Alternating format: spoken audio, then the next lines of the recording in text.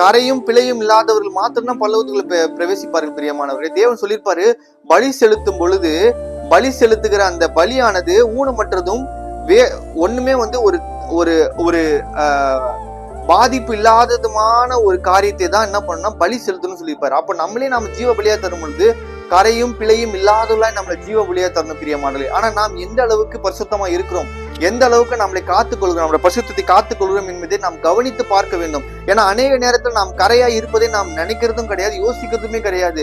நம்முடைய வெளியான சரீரம் கரையா இருக்கிறது விஷயம் இல்லப்பா பிரியமான, நம்முடைய வெளியான அங்கி கரையா இருக்கிறது இல்லை, நமக்குள்ள உள்ளான மனிதன் எப்படியா இருக்கிறான், உள்ள இருக்க பரிசுத்தம் எந்த அளவுக்கு முக்கியமா இருக்கு அப்படின்றதான் தேவன் பார்ப்பாரு. ஏன்னா ஆண்டவர் முகத்தை பார்க்கலாம்ல, இருதயத்தை பார்க்கிறார். நம்முடைய இருதயத்தின் எண்ணங்கள் எப்படியா இருக்கு, பரிசுத்தமா இருக்கா, பிழை இல்லாமல் இருக்கா, கரை இல்லாமல் இருக்கா, பாவம் செய்யாமல் இருக்கிறா, இதைதான் பார்ப்பாரு.